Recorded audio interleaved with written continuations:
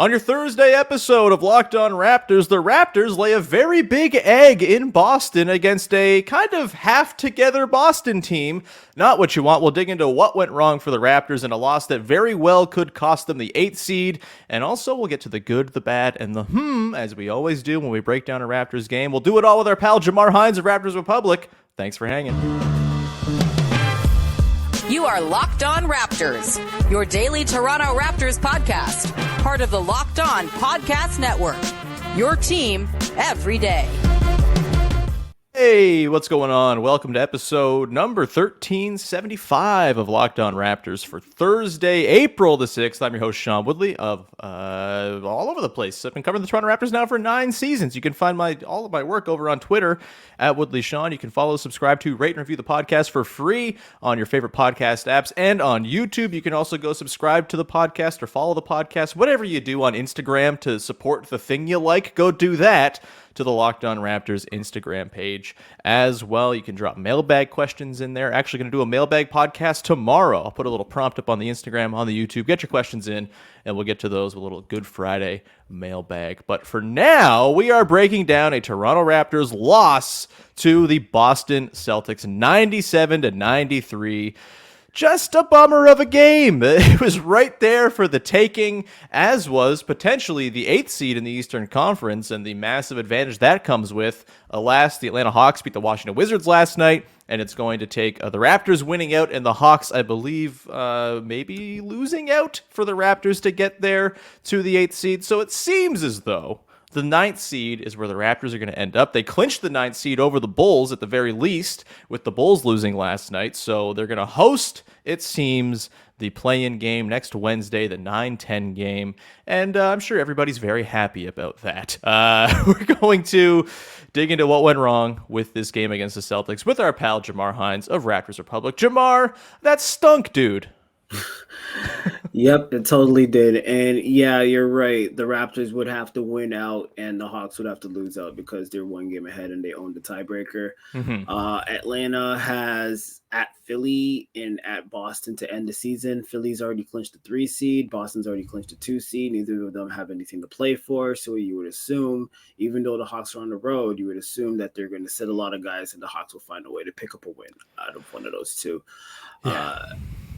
I mean, the Raptors are technically still in play for the 7th seed as well, but they would need Miami to lose all 3 of their remaining games too, and the Hawks to lose all their games. But yeah, it's going to be the 9th seed. Hey, look, a lot of these teams have made a habit of losing games they should win all season long. So there's a glimmer of hope, but not much of one as it stands. So yeah, let's dig into it, man. There's a lot that went wrong in this game. Also, the maddening thing is that I thought a lot could have gone right as well, because I thought there was some pretty decent offensive process for long stretches of this game. I thought in particular Pascal Siakam, 28, 11, and 4. He was really, really good and just kind of like a bailout guy for the team whenever the offense did bog down.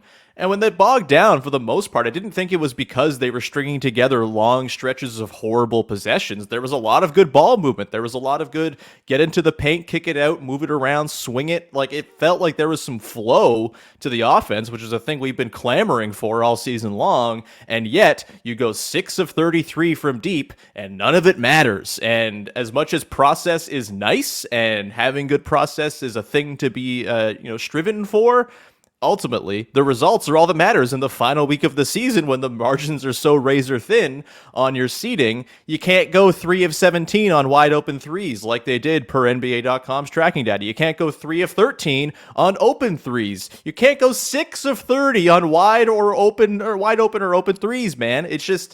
It's indicative of a lot of the problems this team's had all season long. Yes, you get a 1 of 12 from Fred VanVleet, and that doesn't help matters, and you're not going to get that all the time. But when you do get that and get nothing else, 3-point shooting-wise, no 6-3 Will Barton outburst or anything like that, you're left kind of holding the bag in a game where the defense was certainly good enough to win. The offensive process was probably good enough to win. But at some point, man, you just got to convert. Boston didn't play to their standard, to say the least. And mind you, they were also missing Jayson Tatum. They were missing Robert Williams played. They missed Al Horford, and they're missing Marcus Smart. So basically, depending on what they do with Horford, that's like 3 starters, 2.5. Jaylen Brown had 25 points on 29 shots. The OG effect, baby. So exactly. So he wasn't really all that effective either. And yeah, OG was all over the place. You know, he had 5 more deflections. And then, yeah, it was basically every time the Raptors got close, they would shoot themselves in the foot. They didn't have the Raptors. The only accurate shooting they had on the night was their own self-immolation. Yes, exactly. The Raptors obviously are like the lowest turnover team in the league, and they only had 12 in this game. But it just felt like their turnovers were very untimely. Like it'd be a 4-point game, a 2-point game. There'd be a bad pass out of bounds. Scotty was guilty about a couple of them. A couple of his passes were off target, but other than that, Scotty had a really good game on both ends. You know, you mentioned the threes that just wouldn't fall, and yeah, there was plenty of great. It's kind of early to plug my article, but there's baby. I posted an example in the recap I have for this game where, you know, the ball swung. OG got a great. I think it was one of the first possessions of the third quarter. OG got a great look, passed it to Pascal, passed it to Fred. Fred had a good look from 3, missed it, and that just basically was the story of the whole game, where they just couldn't get over the hump. And then when they finally tied the game, Precious made a 3. They finally tied the game. Malcolm Brogdon was just a killer. Every time the Raptors were just close, he would go on a little run. He scored 7 points in the end of the third, which extended the lead from 2 to 9, because that's when Pascal was basically carrying the team. He made it a 2-point game, and then Brogdon put it to 9 by the end of the quarter. Then when Precious tied it, Brogdon used a screen, hit a big 3, had an assist to Mike Muscala, who also made a couple of big shots to bury the Raptors. But it was just things like that. It was Raptors shooting themselves in the foot, and Brogdon just being really good off the bench. And what a luxury for Boston to have Malcolm Brogdon going into the playoffs. Yeah, that very steady guy. Turns out the Raptors were onto something when they were in the Malcolm Brogdon sweepstakes last summer, reportedly. Sure is a shame they didn't land him, because he would fix, I think, basically every problem that the Raptors have had. 3-point shooting, secondary ball handling, bench play. He's not a center. They fixed that problem. But since then, I mean, the big problems have been all of the things Malcolm Brogdon does not being on the team in a reliable fashion, which is it's tough stuff, man. He's a good player. Shame that one didn't work out. You know, this one did really illuminate, like, this was, I think, one of the worst Fred games of the season. I think probably his worst, definitely since the Yak trade, where he's looked fantastic for the most part. The defense on Brogdon, not great. Whenever he got switched on to Jaylen Brown, the defense was a nightmare. I believe it was like 8 possessions, or I have the box score here. I'll find it. It was something like double the number of points scored per possession that Fred VanVleet was guarding Jaylen Brown, as I fill time and filibuster waiting to find the numbers here. That's right. Yeah, switched on to Jaylen Brown, 8 partial possessions and 16 points for the Celtics on those possessions. When in a game you lose by 4, that you can't have those margins, man. It sucks. It's just really, really brutal switch defense. Obviously the 1 of 12 from 3. I thought some pretty erratic passes as well from Fred, and like, I'm not going to get into the whole what does it mean for his future thing, because not every single game needs to be a referendum on the future of the team or the future of Fred VanVleet, but this was not his best night. And had you gotten like a 40 percentile Fred VanVleet performance, they probably win this game. You just can't go 1 of 12, man. It's just and process is all nice and fun and good, but yeah, dude, he called himself out after the game as well. Yeah, I mean, he has to play better and stuff like that. But yeah. Yeah, not the best. We're going to come back on the other side, get into some interesting stuff that took place in this game tactically. In particular, Precious Achiuwa closing over Jakob Poeltl. Precious, he's back, baby. He's got me feeling all tingly and excited about Precious Achiuwa once again. And we're going to get into Precious, what he did in this game, the decision to close with him over Yak, and why I actually think that's not a bad call. I know some people were mad about it, but I think maybe there's something a little interesting to mine there. We will get to that in just a sec. But first, we got to tell you about our good friends over at Ibotta. Ibotta is a wonderful company where they're trying to help you save money, get money back for the things you're buying anyway. Groceries, school shopping, and getting a little something for yourself. You know you're already going to do it. Same goes for buying gas, all the different essentials of life. Why not get a little cash back with it with Ibotta? With Ibotta, you can earn cash back on every shopping trip. Ibotta gives you cash back on hundreds of grocery items from produce to personal care to pantry goods. Either link your loyalty account or upload your receipt after you shop and get your cash back. It's that easy. The average Ibotta user earns about $120 a year in real cash back. That could cover the cost of an entire grocery trip. That is the way to be, baby. You can earn cash back on hundreds of online brands and retailers too when you start with Ibotta, including Lowe's, Macy's, Sephora, Best Buy, and more. Maybe you're buying a new TV, big purchase coming up, and you can use Ibotta to get a little bit money back on that big time purchase. Right now, Ibotta is offering our listeners just $5 just for trying Ibotta by using the code LOCKED when you register. Just go to the App Store or Google Play Store and download the free Ibotta app and use code LOCKED, LOCKED. That's IBOTTA in the Google Play Store or App Store and use the code LOCKED with Ibotta.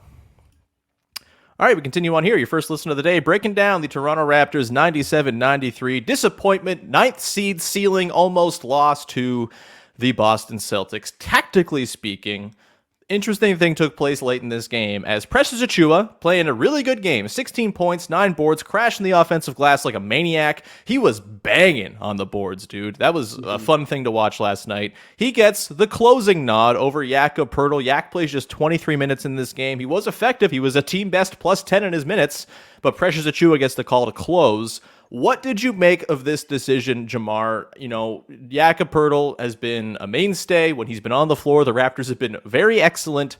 All of that. Did you have a problem with the decision to close with Precious in a close game here, or did you think there was maybe something to the decision making from Nick Nurse on this one? No, I didn't have a problem with it. I feel like, that part of the lineup, who closes the game at center is kind of fluid. I don't think this isn't the first game that Jakob's been on the bench to end the game. I can't. They closed small against the Wizards one game where he was guarding Kristaps. Right. There was a couple other ones, yeah. Right. I feel earlier in the game, the Raptors were going over all the screens, and Yak was playing really high. And that kind of created a little bit of driving lanes. So maybe Nurse wanted more mobility in that sense. Precious is already having a good game. And I know you mentioned some people had a problem with it. And then, Precious was, justifying it. He tied the game with a 3. I saw some people on Twitter. It's like, okay, let me shut up. So just ride the poster coaster, baby. Just let it happen. Yeah. Precious with a big 3. It was like shades of last season when he tied the game. And then, that was like the high point for the Raptors in this game. But yeah, Nurse gave him a lot of credit. Obviously, Precious minutes have been very sporadic. I remember, what was it? There's a long stretch, probably a month-long stretch where, he was averaging like 4 points because he was only getting like 14 minutes a game. This was directly after the Jakob trade. Yeah. So, it's good to see these games from Precious, especially coming down the stretch of the season where you might lean on him again for, I feel like it was a mobility thing. I'm not sure what your opinion on it was, but to just have Precious confidence up because obviously it's been an up and down season for him, it's great and no problem with it. Yeah, I'm with you. I think, the sort of argument against acquiring Jakob Poeltl to begin with, the one I made before the Raptors got him, and obviously I've been yak-pilled ever since he's played on the team, but like the issues are still there. He's not a perfect player. There are flaws that come with Yak, and my concern was, are you going to always be able to close with him? The free throw shooting's a thing, obviously. You get up against a more spacey big man or just a spacey team in general, like the Celtics are. And is that a viable way to close games? And I think for the most part, you're going to close games with him. He's going to be just fine. He's going to, anchor your defense, all that good stuff. He's going to create easy buckets for you on the roll. They're going to close with him more often than not, as they have. But I also don't think it's a bad thing to have other looks. We've seen them go small with the Gary Trent Jr. look. This time they swap in Precious Achiuwa in putting out the starting five that I thought should have been the starting five from day one to begin this season, thinking Precious was going to be better than the player he's been so far this year. But this was the thinking there is it gives them a ton of mobility. It gives them a ton of switch ability. And I thought the ability of Precious to just kind of switch on to anybody and defend and hang, it's so valuable, right? And I think that is why it made sense to me down the stretch to have him in there. I wouldn't have begrudged Nick Nurse for going with Jakob Poeltl. If I begrudge him for anything, it's not bringing Pascal Siakam back into the game until there were 4 freaking minutes left. What the hell? Like, call a timeout. Call a timeout to get him in. I know. And like you said, call a timeout. He mentioned after the game that there was a 3-minute stretch with no whistles. Mm-hmm. So Pascal, if only you had the agency to create a whistle. Yes, that was way too long of a rest for Pascal. And he said, Nurse thought his team was playing well at the time, so he said that he actually didn't even mind the fact that the game was kind of going the other way. I kind of think differently, but the bench playing well is not something to be ridden. It's to be like, oh my God, they played well for a sec. Let's get the dudes in now that they've gotten some rest. It's not like, let's see how long this lasts in a game you have to win. Right. He was trying to buy minutes, which, we've all complained about in the past, but it's probably a good time to get Pascal in the game, especially when the fact like he only played 35 minutes against Charlotte. That's like a light afternoon for Siakam. Exactly. It's not like he played his typical 46. Yeah. So I think he was the only player that played over 30 minutes against the Hornets the day before. So he was. Yeah, rough stuff. But with the Precious thing, I think the other thing too is like this is a developmental thing, right? The Raptors, if you want the team to be serious next season, if you think that the players that they have here are the group to go forward with, which I think is still the case, even with a loss like last night, I think there's plenty to buy into from what the core players on this team have done since the Yak trade. But if you're going to be a serious team, you got to have scheme versatility. You got to have different ways that you can throw defenses at opponents. And Precious Achiuwa is a guy who unlocks all sorts of possibilities for you, right? Like, he's been a good rim protector in the past. He can play sort of like, maybe not a full deep drop, but he can kind of play a semi-drop defense for you. He can come up to the level of the screen. He can switch. He can do all that for you. And I think getting him this run in a game where he's playing well, and we've been clamoring for Nick Nurse to give bench guys run just to balance out the minutes. And when he does give the bench guy a run, he runs with it. Like, I think it's perfectly fine to keep him in there. This is the type of stuff that you get down the line, you get to a playoff series, maybe not this year because it's not going to matter who they play. They're going to probably be at the mercy of Giannis or whatever anyway. The matchups are going to be kind of irrelevant, but you get into things next year and you get to a playoff series, whatever it is, you get to where you want to go, having different looks. We saw it in the playoffs when the Raptors won the championship. They played all sorts of different styles and different lineup constructions.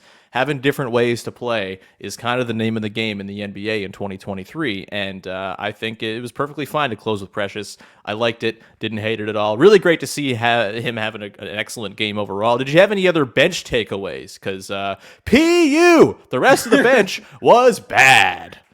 Yeah, well, let's see. The rest of the bench combined for 2 points. We have Boucher. Prolific. Boucher 1 for 4. Gary 0 for 5. He didn't look great in his return, but at least he returned. So there's that. Barton was 0 for 2. So you add that all up. My quick math tells me that is 1 for 11 and 0 for 5 from 3.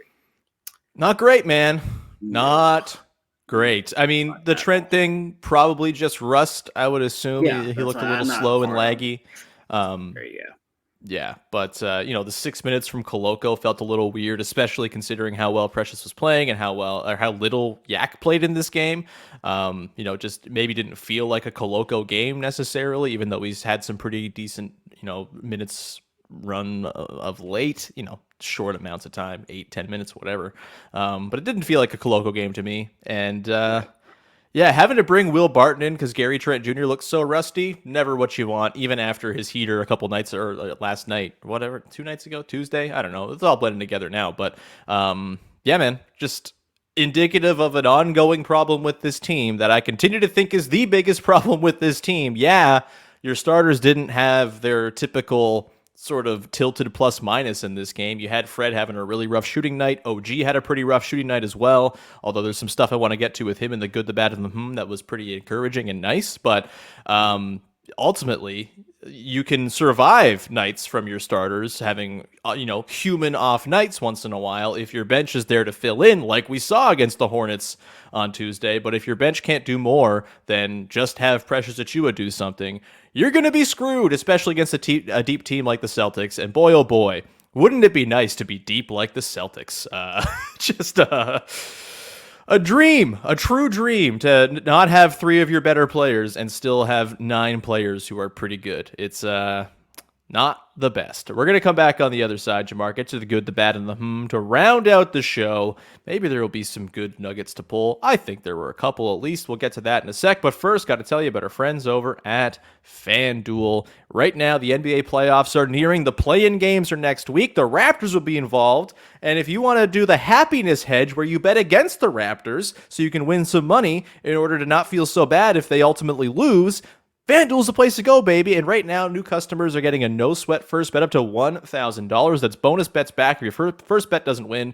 Just download the FanDuel Sportsbook app. It's safe, secure, and super easy to use. Then you can bet on everything from the money line to point scores to three-pointers drained to betting on the other team to beat the team that you like, so you have some level of happiness at the end of the day. Plus, FanDuel even lets you combine your bets for the chance at a bigger payout with a same-game parlay. So don't miss the chance to get your no-sweat first bet up to $1,000 in bonus bets when you go to FanDuel.com/lockedon. That's FanDuel.com/lockedon to learn more. Make every moment more with FanDuel, an official sports betting partner of the NBA and Locked On. All right, we've reached the good, the bad, and the way we round out every single Raptors recap episode here on Locked On Raptors. We'll start with the good, a thing we liked from the game. Jamar, I'll give you the floor. What you got for your good? Well, we already talked about Precious. I'm just going to go with Pascal. Really good. Yeah, exactly. He had, especially in the third quarter, when this game was, it was like, okay, this is getting like really pathetic. Why are the Raptors down 10, 12 points right now? So Pascal had his mid-range game going. He got to the free throw line. I think it was 8 of 8 from the line. So yeah. So he made all of his free throws. And yeah, he gave the Raptors a chance to win this game. We already talked about him being out of the game too long in the fourth. That is not his fault. He can't do anything about that. But overall, I thought Pascal gave what you needed to get from Pascal. And he has had a pretty good stretch against Boston over the last 4 or 5 games, because remember back in the 2020 bubble, that was probably the lowest point of his entire career against Boston. But since then, maybe a game or two since then, he's actually had really good games against Boston. So yeah, it's good to, I know obviously they're missing a couple guys, but still it's good to see, Pascal, obviously the Celtics are a team that we're going to see a lot, no matter what the year is. So it's good to see Pascal put a good stretch together against Boston. Yeah, long gone are the days of him trying to back down Jaylen Brown for 19 seconds only to have it kicked away or miss a spin around or whatever. Right. Yeah, Pascal, really good. By the way, I know there was all sorts of concern about Pascal Siakam after the Yak trade, of the sort of adjustment period of fitting in. Last 10 games for Pascal, 24.8 points, 9.3 boards, 5.8 assists on 60% true shooting. He's 61.7% on twos, 83% from the line. The threes have dried up a little bit, just 20% in that stretch, but he's figuring it out. He's figuring out where his spots are in this offense, and I think that is a very, very, very good thing that should make people feel happy. He's basically back to his All-NBA from last season numbers since the Yak trade, so, it's not all doom and gloom, even though it feels like it today. My good... It's just one sequence of this game, Jamar. It was in the first quarter. It's Raptors 2-1 to Raptors 7-1. That's the stretch I'm going in. It's all OG and Anunoby. It begins with OG having like a Calvin Johnson ass reception looking steal on an entry pass where he just kind of goes up and corrals it like one handed. It ends up going the other way. He hits a catch and shoot three at the other end. And then a couple possessions later, he has this massive block out of nowhere that leads to Pascal's running layup. Beautiful stretch of basketball. It only led to a 7-1 lead, but it was very nice in the time, and I felt very happy watching it. So that's my good from this game, a very specific OG outburst. Yes, you got something. Yeah, let me add one more since we're talking about one possession. I thought that Scotty had a great defensive possession in the third where he was all over Jaylen Brown, then got the steal, then found Pascal up court. I think that made it a 5-point game, and then Boston called the timeout. So, yeah, that was probably my favorite possession of the game. Yeah, that was a really good one as well. And OG, I mean, you needed a better shooting night from him for sure. Just 5 of 16, 2 of 8 from 3, but 4 steals and 3 blocks. He was a monster defensively for the most part. Outside of that one time he got pump faked out of his shoes by Grant Williams in the corner. It happens to the best of us. So I can't wait to see the defensive teams. He should be on one. I think full stop, he should be on one. Shout out to our boys over at Pound the Rock, Joey Cash and Joe Wolfond, who found a way to get OG on the first team by putting him as a guard, which actually I think is right. He, per Cleaning the Glass, has played like 52% of his minutes as a shooting guard this season.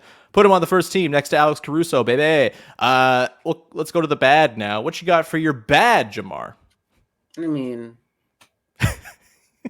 Other than gestures broadly, yes. There's many ways I can go with this. We've talked about Fred. The bench. I'm just gonna go with the overall shooting, which is gonna play into my as well. Okay. 6 for 33. You just can't do that. 2 for 18 at the half.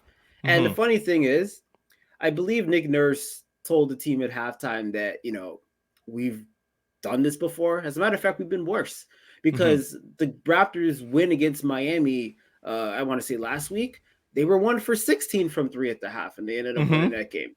We obviously all remember the Milwaukee game, the first game in Toronto, where they didn't even score for freaking half the first quarter. This is not a good trend. So it's like, okay, yeah, we've been here before. We've sucked before from 3, so we're all right. It's just like, man, we need shooting. Yeah, the draft, please draft some corn-fed like Nebraskan who only shoots threes or something like that. That would be nice. Let's my bad in this game, it's a more specific one. I thought this was a really bad game for the Raptors handling double teams. That like a lot of their turnovers came out of just not really knowing what to do when they got doubled. And they've usually been very good at this, right? They have a lot of good short roll players. Their guards and ball handlers are typically pretty good at getting the ball out when a double does come.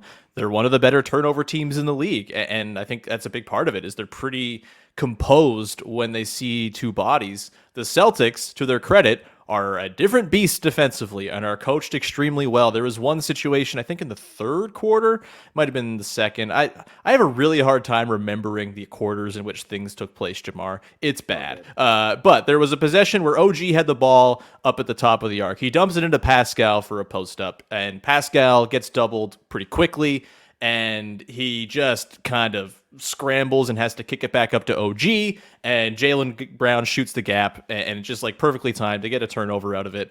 And just that there was like a couple with OG where it, he kind of saw a body or two. He didn't have any turnovers in this game, but like just kind of busted ass possessions where the Celtics kind of neutered anything they were doing with that double team and kind of killed possession momentum and all of that.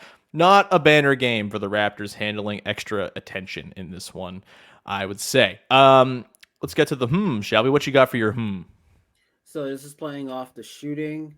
And shout out to Iman. She tweeted out these thoughts and I agree with her, so I'm going to echo them. Obviously, we know the Raptors are going to be the 9th-seed. There's no miracle happening. They're not going to catch Atlanta. They're not going to catch Miami. So the way this is going to go is they're probably going to play this guy, then they're going to play this guy. So for those listening, Jamar is pointing to his DeMar DeRozan and Kyle Lowry jerseys behind him. So, yep, that's probably the path here. Yeah, well, I mean, Miami's a very unpredictable team this season. So, I mean, they can play well enough to be Atlanta. And if they stifle Trae Young like they did in the playoffs in the first round last year, it could be going to Atlanta. Which one would you prefer, by the way, going to Atlanta or Miami? I'd rather play Atlanta for sure. Okay. Atlanta feels just like kind of held together by string cheese, whereas Miami, not super talented top to bottom, but oh my God, do I want no part of Jimmy Butler in a one-off game? No, thank you. Yeah. Well, just playing off the shooting, it's really hard to trust this team to be able to make shots on the road in a winner go home game. Yeah. I'm not really too worried about the first game, and obviously they have to beat the Bulls to get to that situation where they're playing the loser of Miami or Atlanta. But it's just, especially if it's Miami, I could just see the nightmare in my head right now. You know, Spoelstra's playing his 2-3 zone. The Raptors just don't know what to do with it. Haven't been able to play well versus zones for years, and that could spark some, I don't know, 15-2 drought or something like that. I already see the nightmare in my head, and it's just like, it's just very hard. And this is why getting the 8th seed was so important.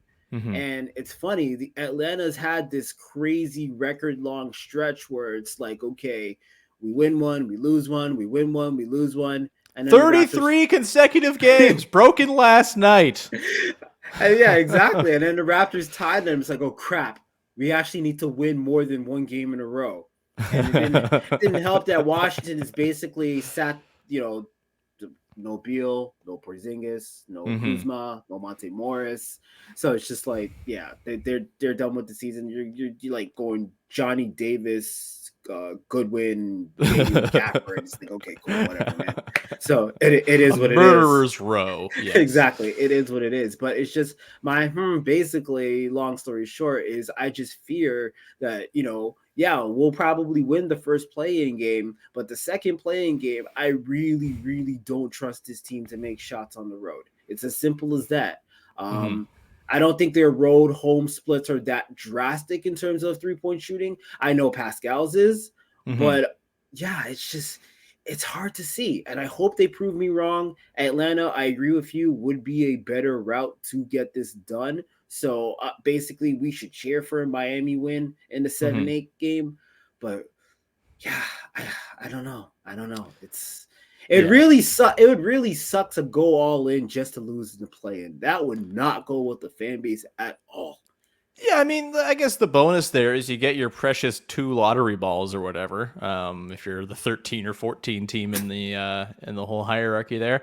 Look, you know, I know there's a split faction as to whether or not the Raptors should have pushed for the play-in or not.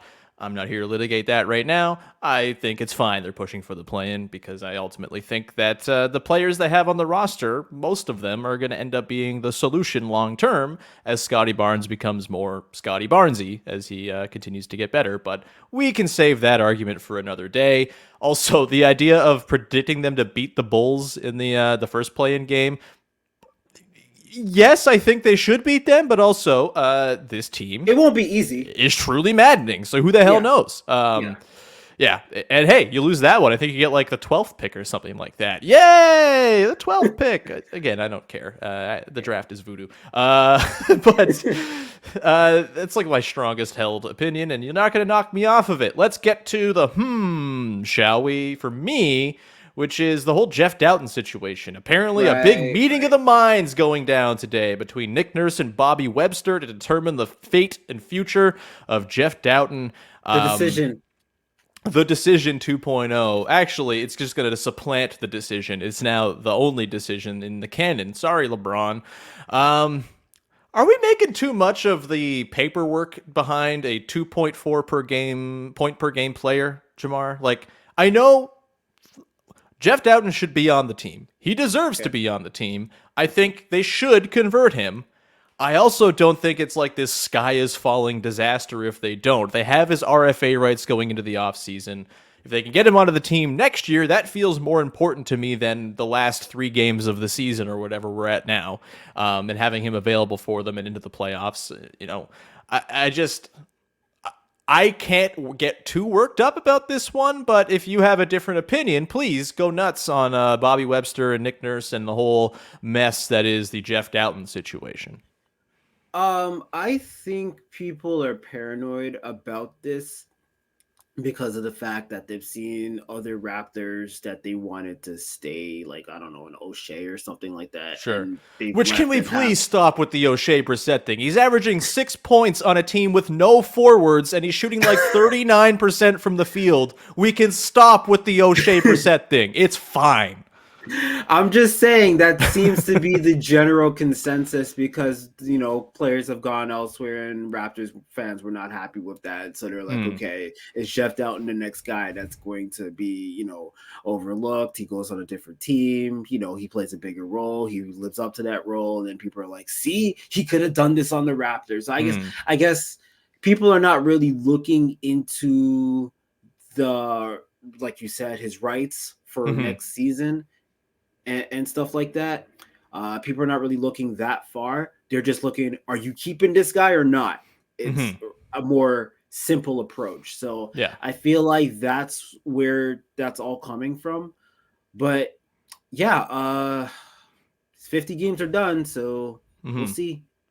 I mean, he could help in spot minutes. I don't think that would be a better option than your boy Malachi Flynn. I always have to get that in there.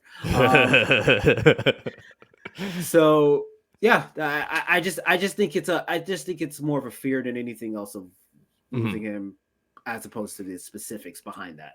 Sure.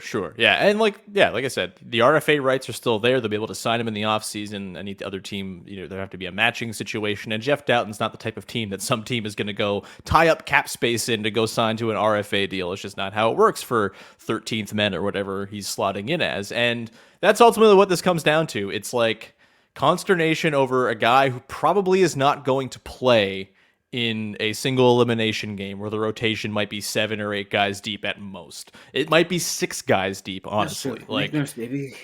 Yeah, baby. But like that's just how it is in a single elimination game. You're going to play the guys you trust most, and as much as Jeff Dowtin has been a very impressive defender, I don't trust him on offense right now. I think there's a world in which I could grow to trust him on offense, but I don't right now. And I think it's just ultimately not the end of the world. Again, I think he deserves to be on the team. I hope they convert him, but I'm also not going to be like the front office has lost its fastball over this one. There are plenty of other things you can point to say, hey, the front office has lost its fastball. The back end machinations of roster paperwork are not it. And I don't think this is even like a they're being cheap thing. I think they signed Joe Wieskamp, probably made some sort of promise to him. Don't want to just cast him aside after a month.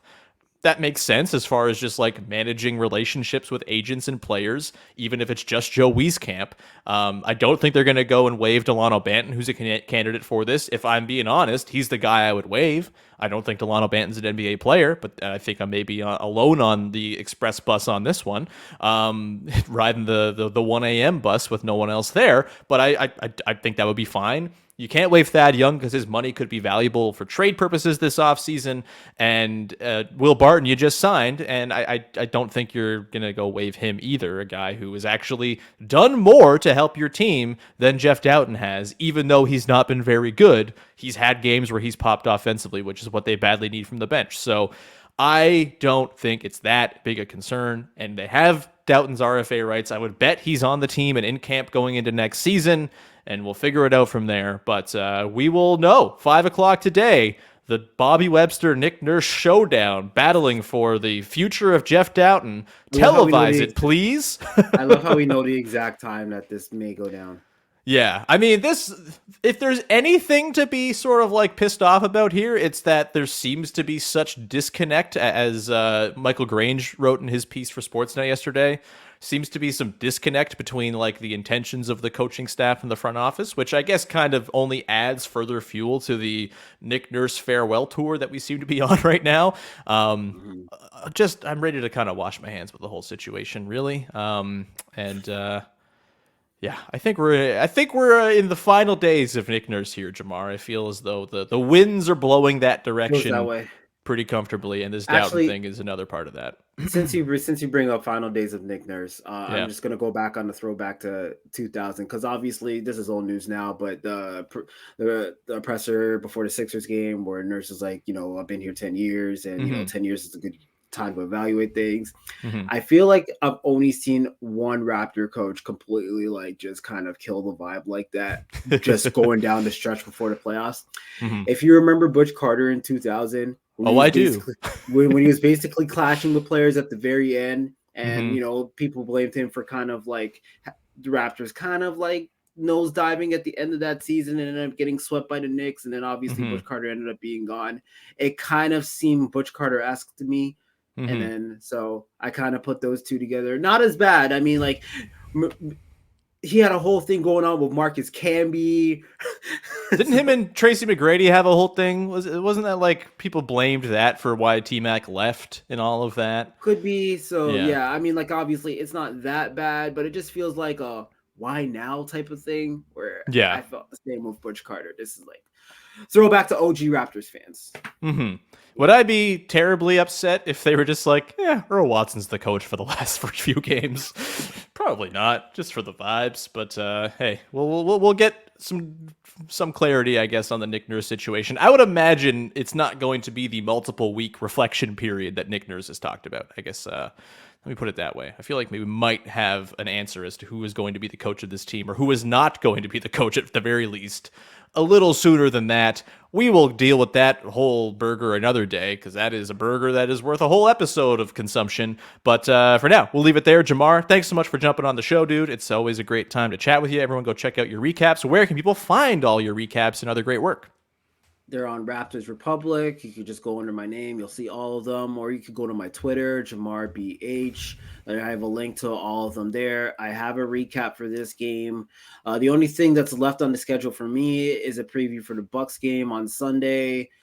That should be a win. Or maybe we just don't care by that point because all the seeds are wrapped up. And it's just like, okay, let's just not have anybody get hurt.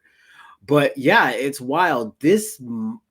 The next time I'm on here in 2 weeks, Raptors might not even be it. As a matter of fact, it might be a surprise if the Raptors are still and like the best case scenario would be like what the Raptors are. We're breaking down in 2 weeks' time. Yeah, we're breaking down the 0-2 start in Milwaukee. Yeah.